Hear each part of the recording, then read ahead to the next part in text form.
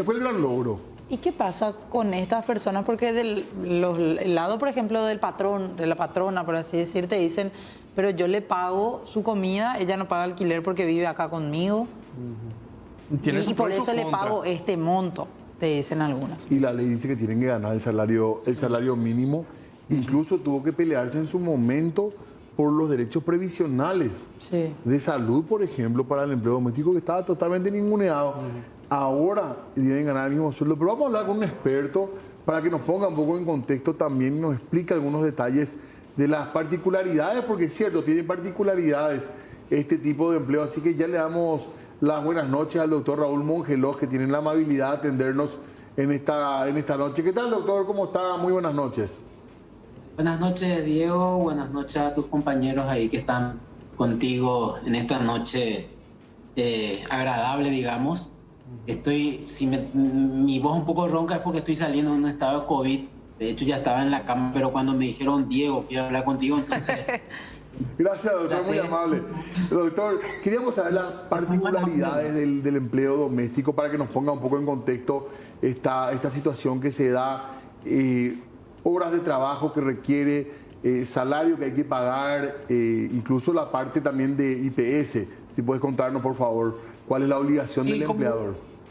Como vos mismo dijiste anteriormente, este proceso viene años atrás, la dignificación del trabajo doméstico en la República del Paraguay.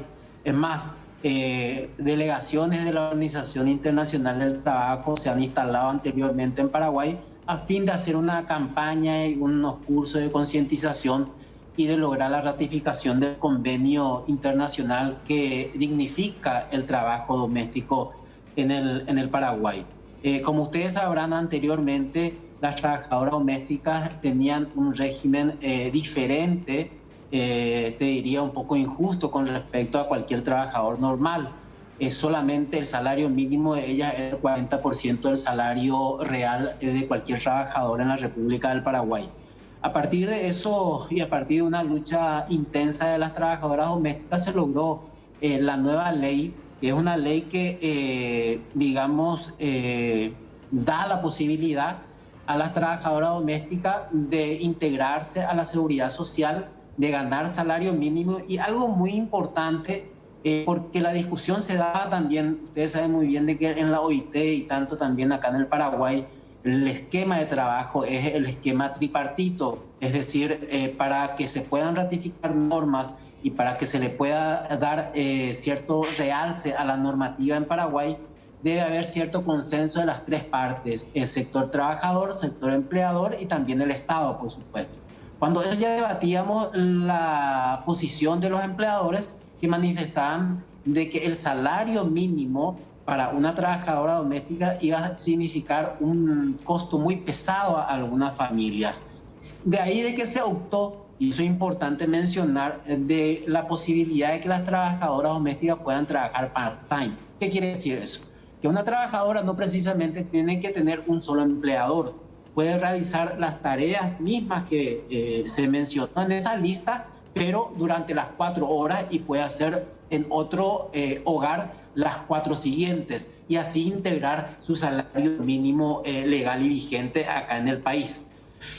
Nosotros hemos tenido una experiencia bastante negativa tanto en la presidencia de IPS cuando empezamos a implementar la inclusión de trabajadoras domésticas en el sector de lo que es el servicio médico y la jubilación, porque vimos muy poca cantidad de trabajadoras domésticas que se inscribieron.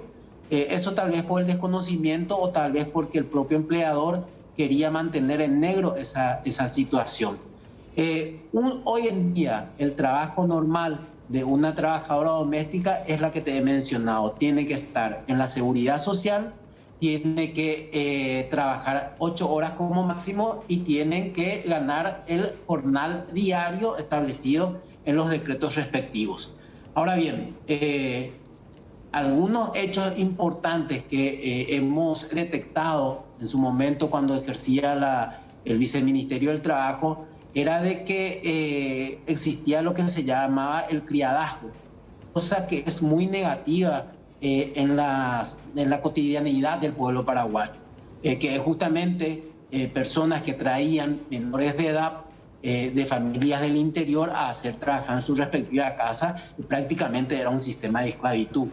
Yo creo que en alguna otra medida eso no te digo que se ha anulado totalmente, pero ya la gente tiene conciencia de que eso es irregular. Pero aún persiste algunos mecanismos en donde se le pone en un sistema de cama adentro a las personas para el trabajo doméstico, y eso también es irregular, en el sentido de que esa persona no tiene horario, no tiene descanso, o si es el descanso solamente en el descanso de sus empleadores, y por lo tanto crea una vida, digamos, una vida no muy digna a esa persona que está realizando ese trabajo. Pero eso es constante, más todavía en este momento, por los datos que hemos tenido del subempleo. Y cuando hablamos del subempleo, estamos hablando de características en general de aquellas personas que no están en la seguridad social, que no ganan salario mínimo y que trabajan más de 8 horas diarias. Estamos hablando de un porcentaje elevado, casi el 80%.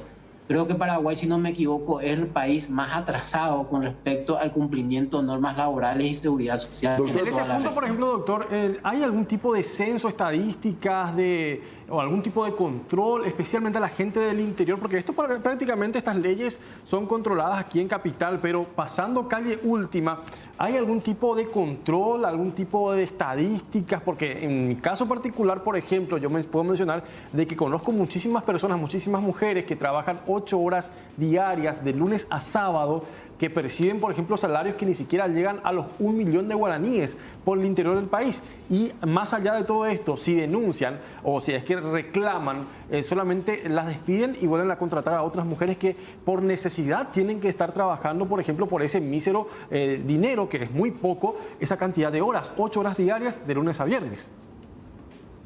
Mira, esto es producto de falta de Estado en nuestra República en materia de derechos laborales durante años. Nosotros, cuando estábamos en el viceministerio, uno de los, digamos, logros que queríamos era de que el viceministerio sea transformado en Ministerio del Trabajo a fin de ejercer el control de cumplimiento de normas laborales. Porque para eso hay que ser claro, si las normas laborales se cumplen dentro de un proceso de concientización de los empleadores, pero también dentro de un control y de una penalización a aquellos que incumplen las normas laborales. No es solamente que se tiene que dejar al arbitrio el cumplimiento o no, uno tiene que ejercer el control. Para eso nosotros peleábamos en ese entonces, hablo de 8 años atrás, de la creación de un Ministerio del Trabajo. Hoy tenemos un Ministerio del Trabajo, pero nos damos cuenta de que no existe la voluntad política de ejercer ese control. Para darte una idea, hoy por hoy, todas las órdenes de fiscalización la debe firmar la ministra del Trabajo. Imagínate la cantidad de papeles que debe firmar la ministra del Trabajo y lo dejan en último lugar en las órdenes de inspección. Yo no conozco campañas como la que hemos iniciado nosotros en el sector transporte, en el sector salud, en el sector supermercado, en donde también existe bastante irregularidad. Yo te cuento que personalmente yo encabezaba los procesos de fiscalización y hemos encontrado cajeras que se le obligaba a poner pañal para que no deje su lugar de trabajo en caso de necesidad. Pero no es que me contaron, ni se hizo constar en un acta. A mí me dijo la cajera justamente de un supermercado que vivía esa situación. Ojalá que eso se haya superado. Yo sinceramente te digo, por la profesión que tengo, porque ustedes saben que yo en este momento estoy en la actividad privada y hago derecho laboral y más derecho laboral obrero por las características que he tenido dentro de mi trabajo, esa situación no ha mejorado. Es más, yo te puedo decir que se ha acrecentado con el subempleo que hoy en día tenemos por producto también, hay que decirlo, de la pandemia en sí y de la falta de lugares de trabajo. Sí. Hablando de este caso, por ejemplo, que repasábamos y que creo usted nos escuchaba, un momento antes mostrábamos esta lista de una trabajadora que hacía la denuncia a través de redes sociales de que cobraba solamente 1.800.000 cama adentro. Y quiero hacer énfasis en lo que usted decía. Este tipo de trabajos se enmarca entonces también dentro de la ilegalidad o cuanto menos irregularidad. Al momento de dar una lista de tareas, no hay posibilidad de controlar que estén trabajando solamente 8 horas. Sí, están en situación irregular. Primero que tiene que trabajar, puede ser que esté de cama adentro, sí, pero tiene que trabajar 8 horas. Puede ser de que las tareas que se mencionó en esa nota sean las que tienen que hacer, pero lo tienen que hacer dentro de las 8 horas. Puede ser de que realicen las 8 horas, pero así también se le tiene que pagar el salario mínimo como establece la ley. Pero te digo más, Paraguay ha tenido problemas para ubicar sus productos a nivel de la Comunidad Europea justamente por este y otro tipo de inconveniente en cumplimiento de materias laborales. Lo que se ha mencionado, creo que no sé si mencionaste vos o Diego, el tema de que en algunos casos se le da la comida, se le da dormitorio. Es una duda constante esa. La gente alega, pero le doy de comer, pero duerme en mi casa. No paga alquiler. Claro, no paga alquiler. Vos sabés que esa es una actividad muy implementada en el Chaco paraguayo con respecto a los trabajos que realizan los indígenas. Y justamente eso fue observado en la Comisión de Normas de la Organización Internacional del Trabajo, en donde le convocan generalmente a gobiernos como, gobiernos que no cumplen las leyes laborales, y nosotros hemos sido convocados en su oportunidad porque justamente observadores de la OIT vinieron y verificaron ese tipo de acciones en el Chaco paraguayo, que se le descontaba de su salario y en un momento dado, inclusive, la deuda era superior al salario que tenían, por lo tanto lo hacían trabajar casi sin ganar nada. Y se encaraba dentro del marco de trabajo de esclavos en el Chaco. Era una cosa que ha causado mucho revuelo, inclusive tuvimos reuniones con muchos ganaderos en la zona, y que creo que eso en alguna otra medida se ha paliado, a lo mejor no se ha anulado, pero se ha paliado. Abogado, ¿cuáles son las sanciones, por ejemplo, a las personas, a los patronales que exploten a sus empleados, empleadas? ¿Hay algún tipo de sanción? Porque siempre hablamos de leyes que hay que cumplir, pero si es que no hay sanciones, obviamente uno no está obligado prácticamente según lo que la gente puede interpretar, ¿verdad? ¿Hay sanciones para las personas que explotan a otras personas? Hablamos de sus obreros o funcionarios, empleados, empleadas.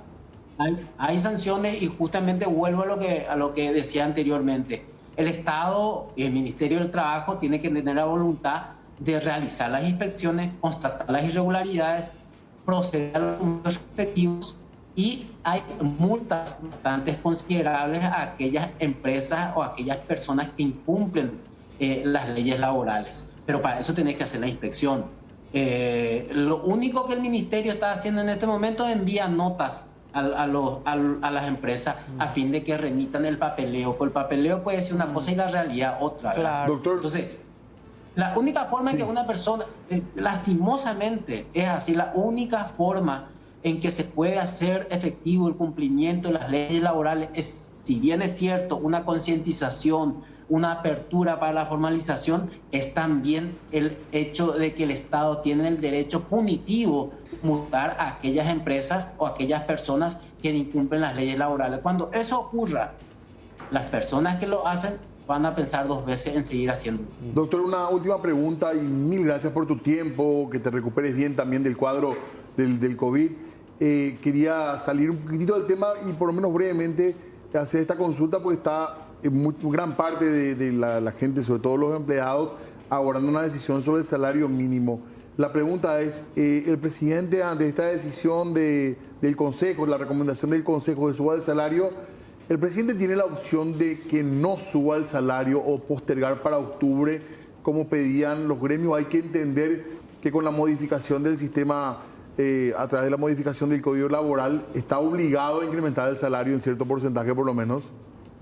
Sí, mira, el dictamen de la CONASAN, que es la comisión tripartita que determina, digamos, o dictamina después de unos estudios que se realizan sobre el incremento del salario, es vinculante al Poder Ejecutivo. Ahora, el Poder Ejecutivo tiene la discrecionalidad de poder pasar esa decisión a octubre, ¿verdad? Pero es vinculante. Es decir, el salario será ajustado de acuerdo al dictamen realizado por la CONASAN. Nunca, no conozco anteriores gobiernos que han desechado el dictamen de la CONASAN con respecto al reajuste salarial. Gracias por el tiempo, doctor.